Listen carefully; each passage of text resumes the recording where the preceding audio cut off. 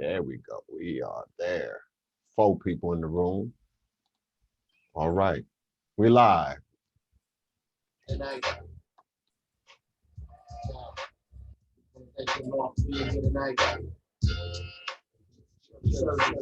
Just church service. Let's take them talking about the knowledge and wisdom and the understanding. It's just church service. Man, the woman, our children.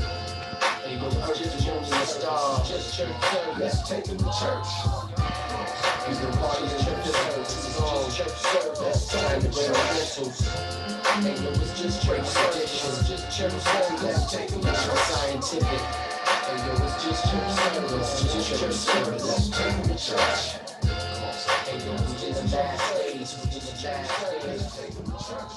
Welcome everybody to I Thought You Knew. I am your host, Tyrone Bridges, and we have a very, very special guest, one of my family members and also a powerful civil rights leader in our Washtenaw County area and throughout the southeastern Michigan, Mr. Lee Tooson. Welcome, Lee. Hey, thank you, Ty. All right, without further ado, let's just go on straight in on them. Let's go on and take them to church. And let's talk about Washtenaw County, since you have plenty of knowledge about Washtenaw County. Well, Ty, when you say let's take them to church, that lights a fire in me when you say let's take them to church. So momentarily, let's take them to church. Satan, we're gonna tear your kingdom down.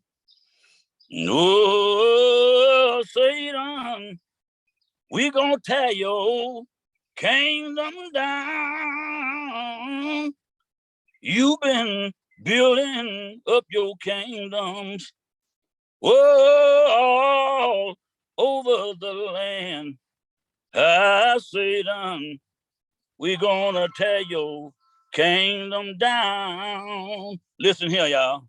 Moses led the children of Israel out of the destructive town. Pharaoh started chasing them, and he and his army drowned. Oh, Satan, we gonna tear your kingdom down. No, Satan, we gonna tear your kingdom down. You've been building up your kingdoms all over the land. Satan, we gonna tear your kingdom down. See, Ty, in that respect, the Bible says, one can chase 1,000, and 2 can put 10,000 to flight. See, sometimes you have to just do your part in chasing that 1,000 and hope to God that the fire catches on and starts burning, then you get a second one to help you chase 10,000. People must understand the squeaky wheel gets the oil. Just like in church, the squeaky wheel puts out oil. Now that's just the preacher, the squeaky wheel. He puts out oil, and all of them rusty ones, all of those that are rusty, they become to be smooth if now he's putting out the right oil. So when you talk about taking them to church, man, that's something that we should have been doing years ago, and we shouldn't have stopped that. But for some political reasons, we stopped that. But I'm here tonight, and I'm willing to take him to church, because now you got to understand one thing. Now, We talk about the church. When we talk about the church, we look at it as a erected building, but that ain't the church. That's just where a bunch of folks become habit goers, just going there by habit because it's right. It's been said to them, it's right to go to church, this building. But the church is not that building. The church goes like this. Peter, who do men say that I am? Peter says, you're the Son of God. He said, you, Peter, who do you say I am? Peter repeated, he said, you're the Son of God. Then you know what God said? Up on this, he said, flesh and blood didn't reveal that to you, but my Father in heaven. He said, so now what I'm going to do, Peter, up on this rock, I'm going to build my church. And the gates of hell should not prevail against it. Watch this now. Listen to me. He couldn't put his church on the sand because the wind going to come, the water going to come, and that church would have floated away. But he says, I'll build it on a rock. Now, not a little rock, but the rock was where? After he built his church, he had to have somewhere to put it. He put it in the heart of man. So when I hear folks saying, we going to church, you got to go deep down in your heart because that's where the church is. The church is deep down in your heart. And all them wrong things that you're doing, all that mess that you're carrying on, that heart, the deepness of that heart convicts you and lets you know that mess you doing ain't right. It ain't that congregation that you facing every Sunday. It's that heart that you got.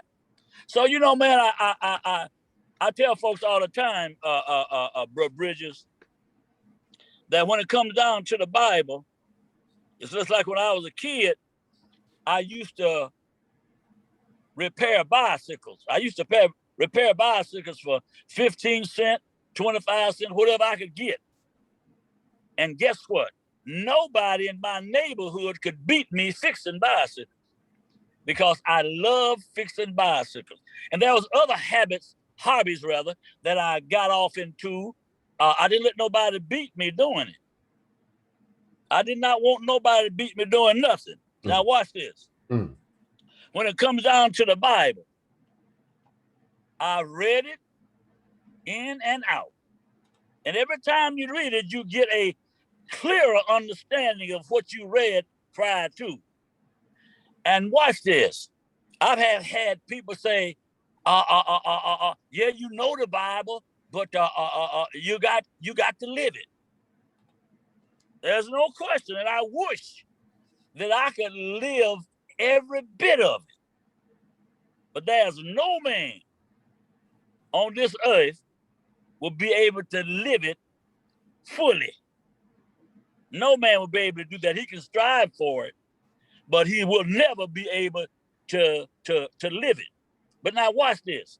The writer even said himself, at my very best, I'm going to mess up. But thanks be to God, I can go to him and say, excuse me, try me again.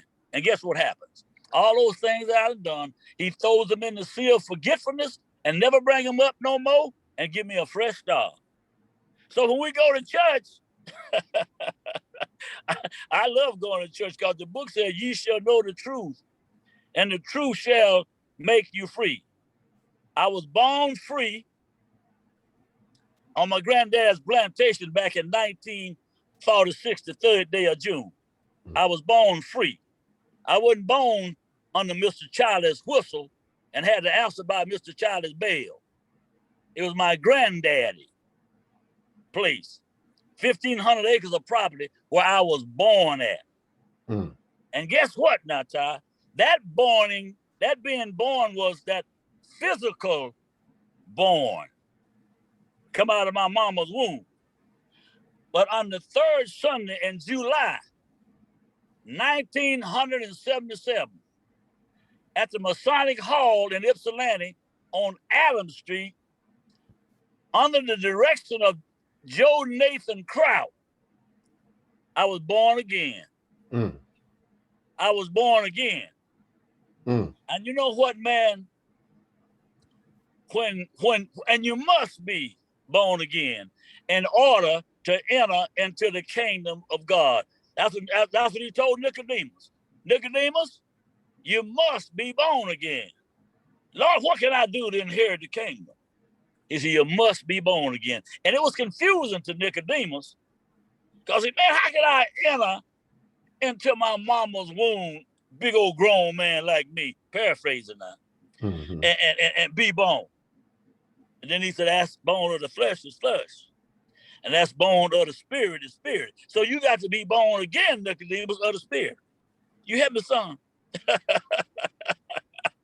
So when we go to church, there's a lot of things that's compiled in the church and a lot of things that the church should be doing, but because of a lot of political reasons, the church, as we know it, them buildings, they back out of a lot of situations that need to be addressed, but for political reasons, they don't. Mm. They don't do it. And as I said, when you bring it to them, it's like, let God handle it. Put it in God's hands. God ain't got no hands unless he use yours. God ain't got no feet unless he use mine. He ain't got no mouth unless he use your mouth or my mouth. You hear me? Yes, See, sir. there's a misconception when they say, oh, when the God comes. Them archangels, yes, them archangels coming. There ain't no question about it. I believe it to my soul. But the sky is not ready to crack like glass yet. He's not ready to touch down, but he's coming. Mm-hmm. But this is what he said. When he comes, he already laid the foundation. That's what you're supposed to be doing. And when he comes, he gonna coming to the church first. The preacher gonna get a rump whooping.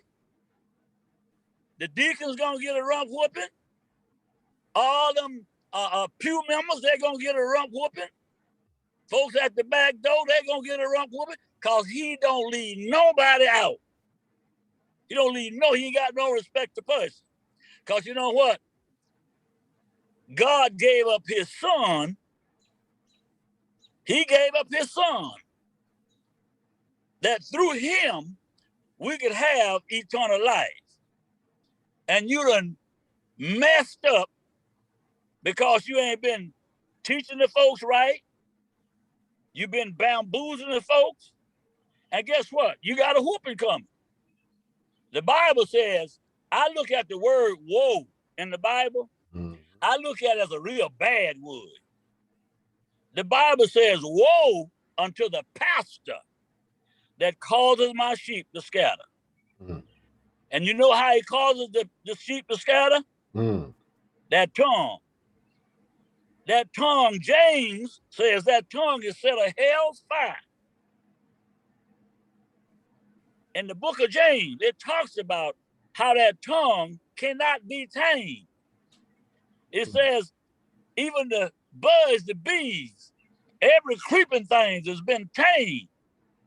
But the tongue, no man can tame. It is an unruly, restless evil, full of deadly poison. Therewith we bless God, even the Father, and therewith we cuss man who's made after the similitude of God. So, Todd, there's a lot of things that the church is not doing as we call it the church. You see all the things that's happening in our communities, the spiritual leadership should be there. Mm-hmm. They should have an open voice in the open air as to what's going on in the community. But I'm going to show you something here, son. I look at our communities nowadays as the Jericho Road. Mm. Now, let me show you what's happening on the Jericho Road. On the Jericho Road, that's where the thieves, the murderers, the hookers and the crookers, the prostitutes, the whores, gamblers, everybody hung out there. And guess what? They didn't want to go down the Jericho Road. Because you know what? They had that spirit of what? Fear. And anybody that has accepted Christ as their personal savior do not have the spirit of fear. They ain't scared of nothing. Yea, though I walk through the valley of shadow of death, I feel no evil. Because he with me. And if he with you, you ain't got to worry about nothing. Just keep on walking. But you know, I'm gonna back off and let you talk a little bit, because you know, when you start talking about the church, I think I can roll a little bit.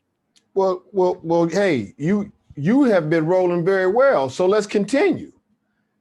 In light of what's been going on in our community with the recent shooting of the 6-year-old boy and the hush of the pastors, the hush of the church congregants, let alone the streets not filled with people in defense of this 6-year-old. Tell the viewers more about biblically what the pastors should be doing right now in this time in Washtenaw County, including other cases and other things that's going on. If you don't mind. You know what? As I always use, I always use this scripture in my talks wherever I go.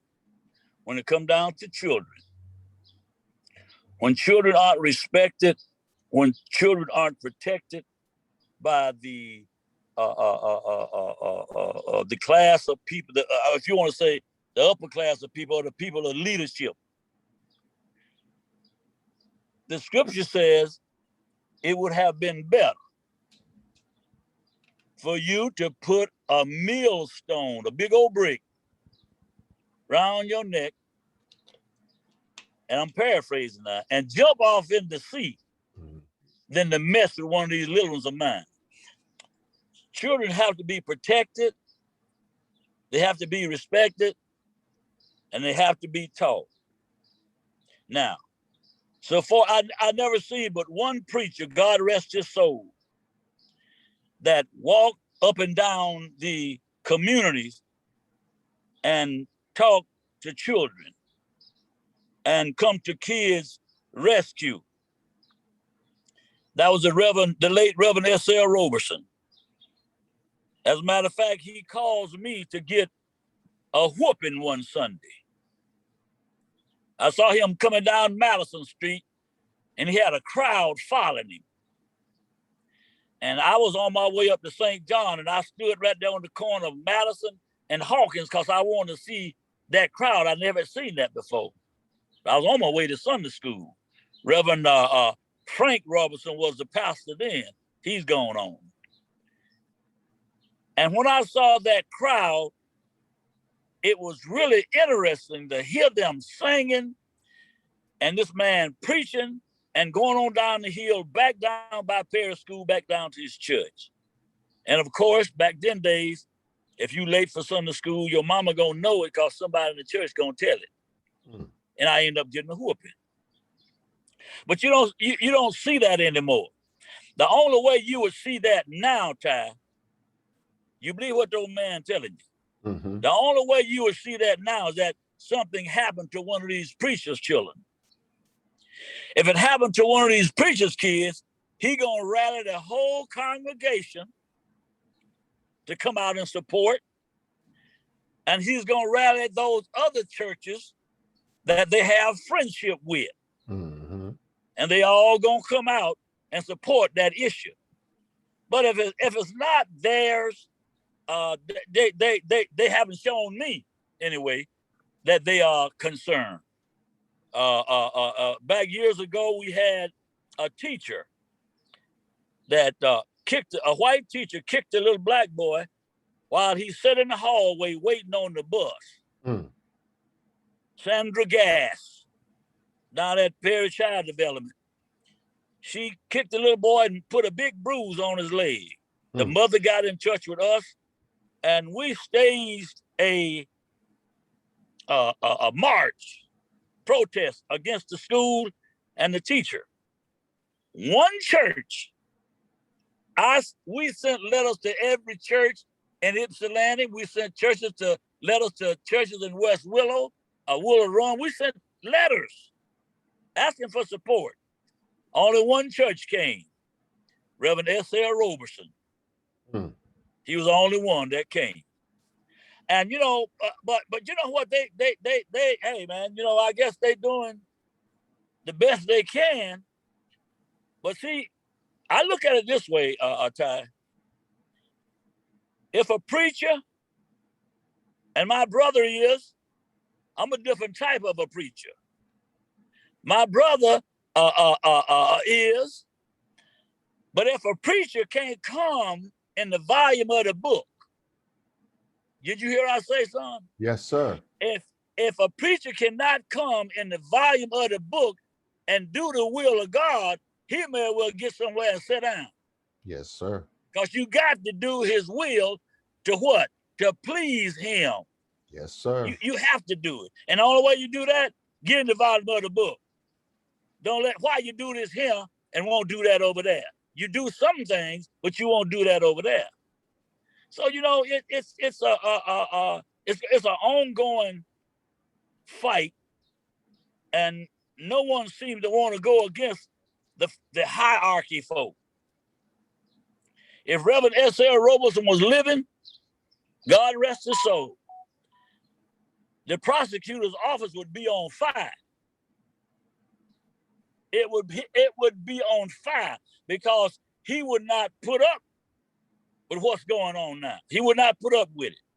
A 6-year-old boy then got shot, and people taking it lightly.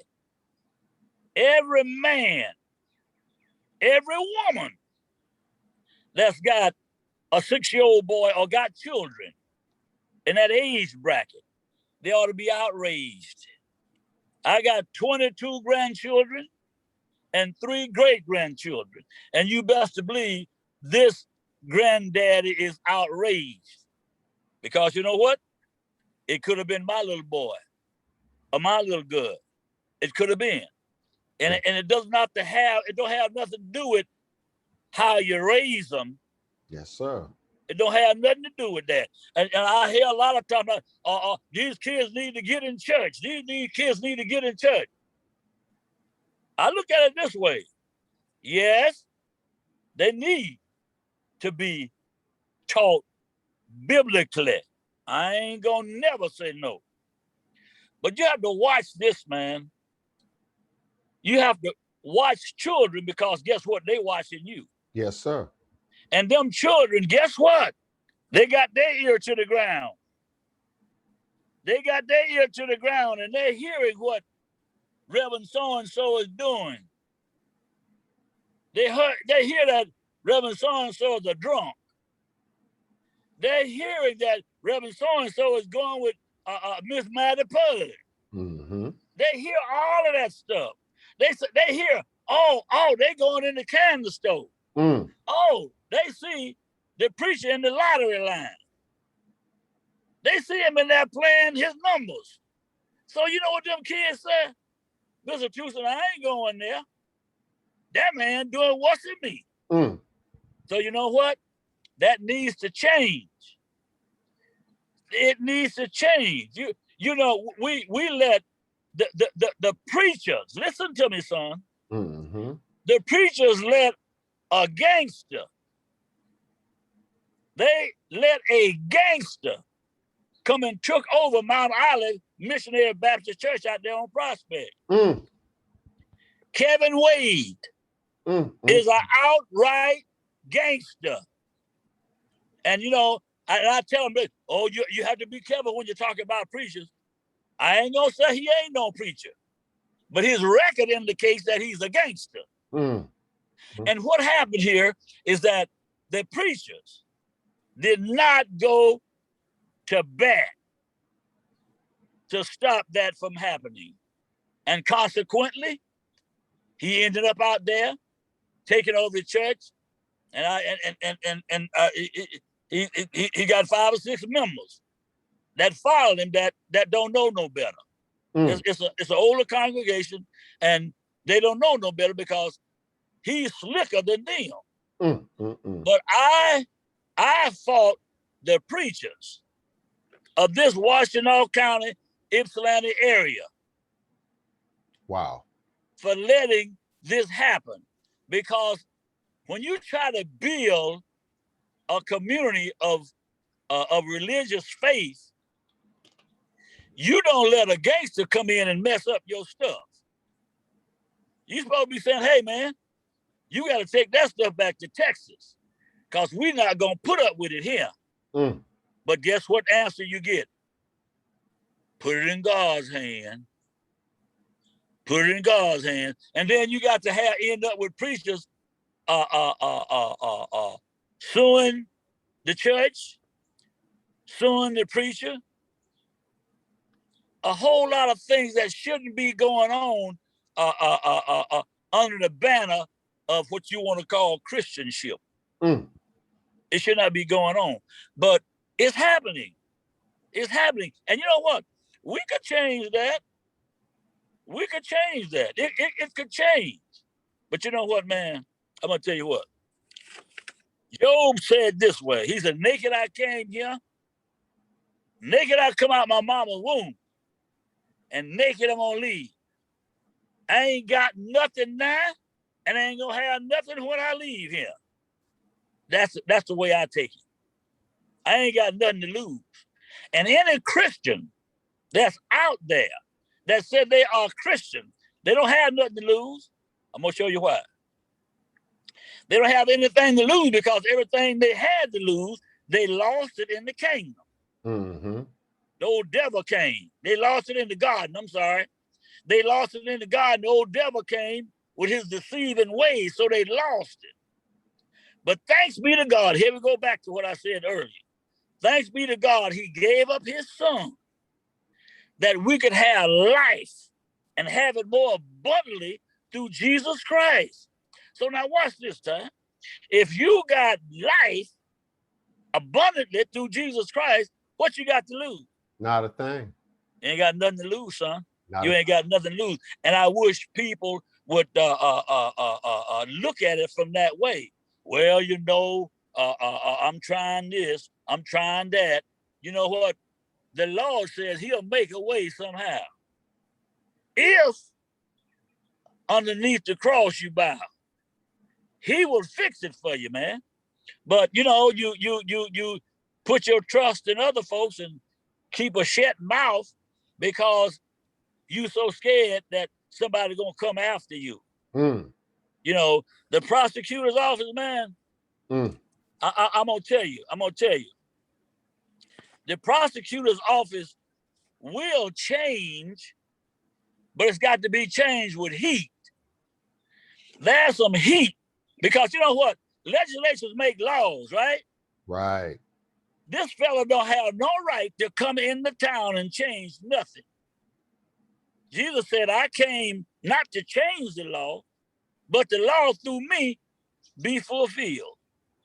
But he's changing the laws and making them suit his agenda. You understand what I'm saying? Yes, sir. They suit his agenda. See, and as of today, you know, the dude wrote he sent over a letter to the man. What you gonna send a piece of paper over to the judge asking for a high bond. Man, that piece of paper can't talk. That piece of paper ain't got no mouth. Only someone that's crippled and not knowing what they're doing under the law will send a piece of paper somewhere. Mm-hmm. He may well tie it around a pigeon's leg and tell that pigeon, take it over there. But watch this. We have had fighting prosecutors to go to court and argue bonds. I think you were too young to remember the axe slayer. Mm-hmm. We had an axe slayer in Pittsfield Township. Killed a woman with an axe right on the lawn. Killed her right on the lawn, man. Mm. Prosecutor was there arguing the bond. And if my memory served me right, back then, that's been years ago now, back then, he ended up getting a $200,000 cash bond. And he never saw daylight no more. Because you couldn't come up with that $200,000. You had no chance to flee from the neighborhood because you killing somebody with an axe on the lawn, man, you crazy. You a detriment to the community. Mm-hmm. This Vietnamese that shot that little boy out there, you gonna tell me he's not a danger to the community? He's not a flight risk. Look where he's from. Look where his folks from. You put him on that bud and send him back to where they come from. You'll never find him no more. And they could really go there because they got ties. They got ties there. And you gonna let him go? No, man, you stick it to him so tight that he can't wiggle. And then let the court take care of what they need to take care of. But see, it's like this, man. When you got folks, Uncle Robinson is in the furniture business. And Uncle Robinson take care of his own. You hear? Yeah. Uncle Robinson gonna take care of his own. See, we had uncles in the furniture business too. We as black people, we had uncles in the furniture business, but they sold out to Uncle Robinson. So we don't have we don't have them no more, man. And because you got ties in the sheriff department, you get preferential treatment. Hey, I ain't gonna lock you up here. I'm gonna send you down to Livingston County. Oh, I can do that because I did it before. I did it with Mac Williams, who allegedly raped some folks up on Eastern Campus. Wow. And he was a deputy. But we don't want him there because somebody might put a knot on his head. We want him someplace for his safety. Nobody should get preferential treatment. I done seen some of boys that grew up with, that grew up in the neighborhood. They had committed hideous crimes. Nobody gave them preferential treatment. Nobody's worried about their safety. And some of them boys that had committed crimes against another brother, killing him or whatever, he already had people in jail. And you know how the news get around in jail. Mr. B shot Mr. A. Oh, that's my cousin. And then they got the shooter in the jail. Oh, man.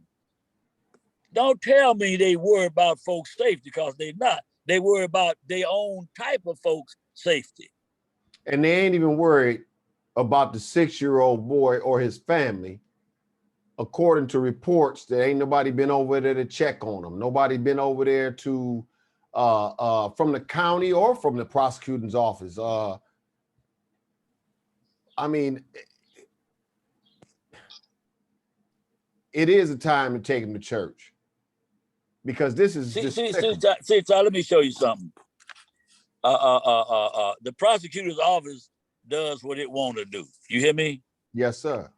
Yeah, they does what they want to do. See, they can get that. There's what they call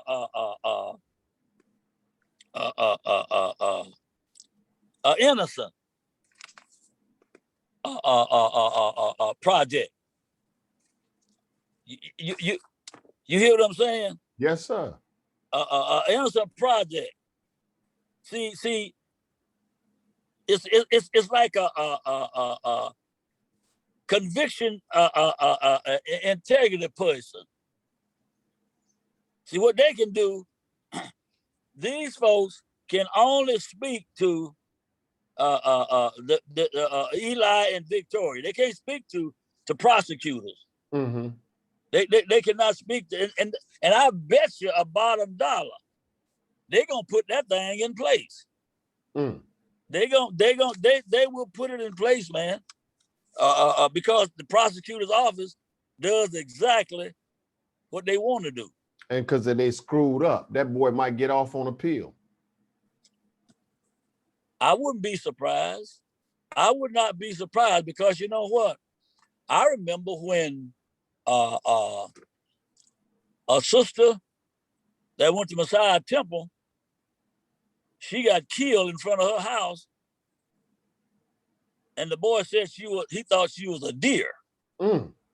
And he went and hid his car, and of course now I have to give Messiah Temple the hats off. That whole church was in court.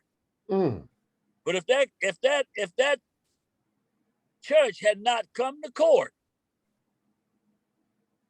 that boy would have got off scot-free. But he ended up just getting a year.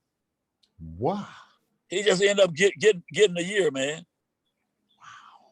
Wow. Now, you watch the boy that got killed, the guy that got killed down on Hammer Street in the wheelchair. Mm. Guy hit him and ran. Hey, guess what? He ain't get nothing. He didn't get nothing. Attorney got him completely off, man. See, I'm gonna show you sometime. Justice should not be about friendship. Mm-mm. It should be about justice. That's what it should be about. But so many cases, it's not. The prosecutor take on they take on the job of defense attorneys, doing the job of a defense attorney. You know, you shouldn't be going to court to try to get somebody's sentence dropped or pulled down because he done shot somebody, could have killed him, and the guy that he shot saying, you know, I want him to stay locked up. But then you go beyond that and go to court to try to get him, you know why? Because of friendship.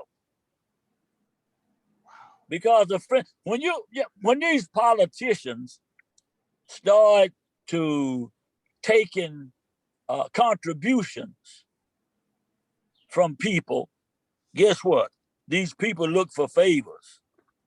They look for favors back, man. Wow. And that prosecutor gonna try to return the favor. He gonna try to say, hey, do your best you can for that one. Because he know he done got some contributions from that particular person or from those particular people. Wow. So man, it becomes very disturbing, because like for 46 years, I've seen these things happen. It's nothing new to me. I've seen it happen over and over and over again. And then people say, oh, you know, I never heard you going against Brian Mackey. You never went against Brian Mackey. See, they don't know what they're talking about. No, they don't. When David Ware was killed in Ypsilanti by the Ypsilanti police, you tell me I didn't holler? That was the keg. That was the shooting at the keg, right? That was shooting at the keg. Yes, sir. I remember that. That's a drug deal went wrong, and the officer that shot him he's even resentful today. He shot him in the back, right? Absolutely, when he was running. I remember that case. That boy was no more threat. And he could have got him another day because he was used to doing what he was doing. But he took his life. So I went against Brian Mackey for that. Because matter of fact, he came to the NAACP office because he was a member of the Ypsilanti Will Run branch. See, but to me, he was never prosecutor. He was always Brian Mackey. Right. Some of these titles you got to earn it when it come down to me. I'm gonna call you by your name until you show me that you's a prosecutor, or you's a lawyer, or you's a judge, or you a preacher. I'm going. When you show me them fruits, but don't come up as no apple tree saying you're apple tree and you got oranges on you. That's right. I can't roll like that. A lot of Brian people Mackey, asking the question. They say, Brian Mackey. There was a case in Ann Harbor where Brian Mackey kept the blood of 7 black men that was accused of a crime that they didn't commit. And when they found the right person, you know what Brian Mackey said? I'm not giving it. When you found out guilty, you're supposed to get your belongings back. Right. Brian Mackey said he was not giving them their blood back. He was going to keep it just in case they did something else. Look out, bro. I'm getting ready to drop it on you now. Wow. Not one preacher had influence on that except who? The Reverend S.L. Roberson. And one woman fought diligently to make it happen. Carmelita Mullins, Ray Mullins' ex-wife. I remember that. Other than that, ain't nobody saying nothing. But they under the assumption that, the police said they did it. They must have done something they had no business. That's not always true. That's not always the case, man. Yeah. It's not always the case. You look at you got to search it to find out what the truth is. It's just like the scriptures. You got to search the scriptures to find the truth in them. So basically, what it boils down to right now, basically, let's say Washtenaw County, with the emphasis of the city of Ypsilanti, Ypsilanti Township, the preachers right now, you hear nothing but crickets. In the congregation, you don't hear anything from them. Even though the Bible says about protecting the child. I'm outraged. Because when we're talking about something happened to a child, we can blame the prosecutor, the sheriff department, and even the magistrate. But the community got to take some ownership of this. And the leaders that's occupiers of those buildings they call churches, they need to take note what Jesus did, because Jesus did not preach in churches. He came out in the streets. He was out in the streets. And no preacher have went off the pulpit, came to the streets to the rescue of this child. Nowhere in Washtenaw County, nowhere in the city of Ypsilanti or Ypsilanti Township. And that is super pathetic. I can understand exactly what you're saying, but that was an order. That was an order given on the note that you're talking about. This is what it said. Go into the hedges and the highways and compel them to come. Teach them to observe all things. and lo, I'm with you, even till the end of the earth. So the hedges, the highways are out there, man. That's where the hedges out. You know, you in all time, son, you could take your clothes and throw them in your washing machine. Throw them in your washing machine. Put the water, the soap powder, all that stuff on them. But if you don't turn that agitator on, them clothes ain't gonna get clean. They just gonna stay old soiled clothes. The agitators of the community has to be turned on. You got to turn it on. Don't be looking. Don't look for no friends. I ain't got no friends where right and wrong is concerned. None at all. They better remember that Bible that they preach out of, and they profess to claim that they go by. But let me make one thing real quick clear, because I know some people are gonna say, I know they do it all the time, and I know what type of people they are. They get on Facebook and they get on YouTube and say, "What's the problem? The boy locked back up." Wait a minute. Let's make this clear. Let's take out the first trial, the do-over, the second trial, and let's look at the process. Nobody, like I said, pastors, ministers in Washtenaw County is out there trying to seek with the people the truth as to why the process happened the way it did. The arraignment, the lack of information on the charging document, the release on bond, the emergency hearing, the rearrest, and the public don't know really what's going on, because it is assumed to have been said that the guy may not even be at our local county jail. Nothing from nobody. The Sheriff Jerry Clayton, he don't want to talk about this, but that was a black child got shot.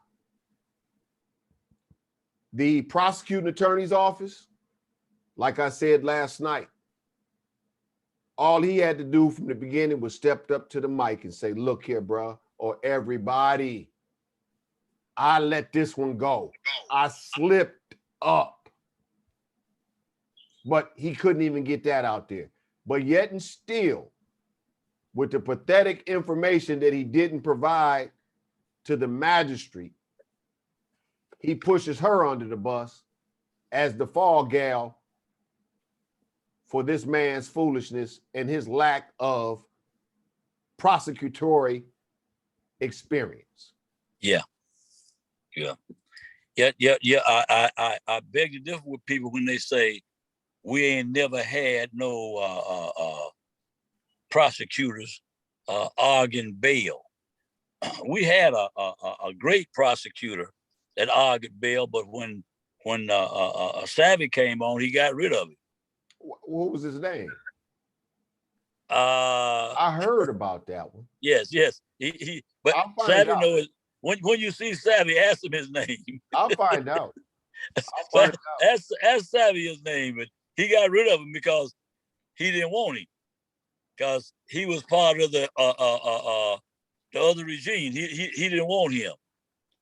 So man, I don't know. You know, I'm hoping. Like I said, we got 8 complaints against that prosecutor's office. I'm just hoping that they want to sit down and talk to us about those complaints. But if they don't, then I'll be right back on your show. So right now, you just got through sending out an official invitation to the prosecutor, Ellie Savitt, about coming on and meeting with us and talk about the complaints, the 8 complaints that you guys have, so we can report back to the public of this process. Hey, Ty, I wish that would happen. But, you know, believe what I'm telling you, little brother. Are you there? Yes, sir. I'm here. Eli ain't coming on your show. He's not going to come on your show because, see, you don't run no Sunday school program. No, sir. So you don't run no Sunday school program. You tell it just like it is. You ain't trying to make no friends with him. You ain't indicating that he's your boy. You're not. He's not gonna come on your show because he resents the truth that you're telling. He resents the noise that you're making. He resents the followers that you have. But if you had a Sunday school program, asking them little kindergarten pity-patty questions to appease him, but he ought to know. He ought to know that he's in the wrong, and you can peep through. He should be able. What I'm saying, he should be able to peep through the muddy waters and spy the dry land. It's what he should do. And if he come on your show, I'll be super surprised if he does. But it's no harm in asking him. I don't even know when we send the email asking for a date to sit down and talk. I don't even know if he's gonna get that to us. I don't know. I do not know, because I think he's a member of the Ann Arbor branch. I think he is. If I'm not mistaken, I think he's a member of the Ann Arbor branch. But all we can do is see and keep doing what you're doing. Do not quit. Do not quit, and keep your platform just like you got it. You don't need the Sunday school talk. Nobody. No, sir. I didn't like Sunday school. They was looking at us kind of funny in school. You don't need that. Yeah. Because you know what? Wrong is wrong, and right is right. I saw you had 2 defense attorneys come on your show. 2 brilliant ones at that. Ain't no question, absolutely. And they laid everything out just like it is. They laid everything out just like it is. But Eli Savvy come and he'll try to make folks think it's different. But it ain't no different. It's no different. It's no different. I watched this as I talk about this prostitution thing, that he doesn't want to prosecute prostitutes. Man, you know what? That thing really irks me, because as I said earlier, we fought so hard to get the prostitutes off the streets, and we did. We got the adult bookstores from downtown Ypsi and moved them out to the township. We fought hard for that, and then you get this new guy on the block coming saying, you know what? Let the prostitutes come on, because that's sex work. And letting predators out. Oh, absolutely. Ain't no question. My grandpa told us a long time ago. Our grandpa told us a long time ago, it was 2 men back home, they drank a lot of whiskey. And Pa would say, you see them 2 fellas over there? Say, yeah, Pa. They ain't gonna never go against one another. And of course, we little boys, we asking why. It's because they both drunks. They never gonna go against one another. So sometimes, man, I see where people won't go against certain things or uphold certain things. Hey, I look at it from what my pa said. Maybe they got some interest in it. I don't know. Wow. You don't know. Maybe they got some interest which they don't want to say anything. That's crazy. That story I heard that I repost from WDIV Channel 4 about that woman talking about that man crawled through her son's window, covered his mouth and told him, you better not scream. And molested him. Woo! I got a lot of anger with this prosecutor after hearing this story, because it was almost a similar situation happened to me, where a man by the name of Robert Whitsett tried to crawl in my son's window, couldn't get it open. He tried to open my window when I was there. And I chased him from my house, couldn't get the gun cocked fast enough. He shot down the street and got away. But luckily, I got a good memory. 18 hours later, me and my son's mama seen that boy walking down Hamilton Street. An officer, Ypsilanti officer at the time, Joe Uhas, was doing a traffic stop. And I whipped back around the corner. She told me, put your piece away. Do not do nothing to this man. And I grabbed Joe off that traffic stop. And I said, Joe, come with me. I got the guy right down the street who was breaking in my house. Joe went and grabbed him, and I videotaped his whole arrest. And I was at his doggone arraignment and his sentence.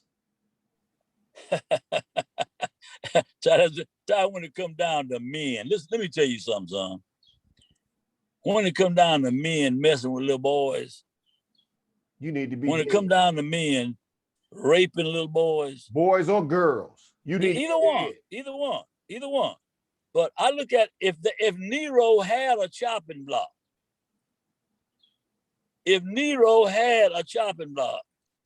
man raping a little boy, a man raping a little girl, their head need to be on Nero's chopping block. Don't send that no jail, because he will never be rehabilitated.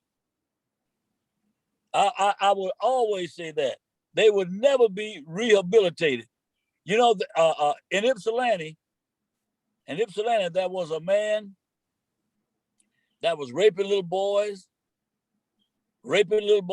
And he had he was an educator down in Inkster. he was an educator down in Inkster, but he lived in Ypsilanti. He lived right across the street from the mayor, Paul Scheibel at the time. And because the powers that be, they never wanted to pursue this man's and bring his actions to a halt. That was the white guy, wasn't it? That's right. I remember that story. They protected him. But you know what? When Amy Walker took over as the chief of Ypsilanti, that's when he was arrested and brought to justice, went to prison by one of the greatest detectives that Ypsilanti has ever had. Now listen to me. I mean, has ever had. She is the greatest detective that Ypsilanti has ever had. She established a great rapport with the community. And she does not have a whole lot of trouble bringing folks to justice. But watch this. Got a prosecutor in there now that, in my estimation, fights the police. Fights the police. The police work hard to bring these rascals off the street. He catches little JoJo doing what he ain't got no business doing and lock him up, and the prosecutor pat him on the hand and said, JoJo, don't you do that no more. And then the police officer the next day, that little JoJo out on the street again. How he get out? But watch this, man. If the kid's doing something they ain't got no business, if they're a threat to the community, hey, some of them need to be locked up. But watch this. Incarceration without education ain't nothing. Rehabilitate me while you got me in here. And then turn me loose out so I can be fit for the community. But my question to Savvy, when I see him, what have you done to make the community safe? And what have you done to help these children that you said their mind is not developed enough to be punished? Hey, Ty, it's always a pleasure, man. Yes, sir. Lee, thank you. Thank you. Thank you for the education. And for those who heard this, share this over and over again, because he did check us to church. And some of you coward preachers out there, because y'all cowards. That's no other word. There's no other word. Y'all ain't out there. But y'all would be on somebody's camera when they got the news crews down here. Where your balls at? Read the Bible. This is Tyrone Bridges, What I Thought You Knew. Thank you for coming, Lee. Peace. Appreciate it.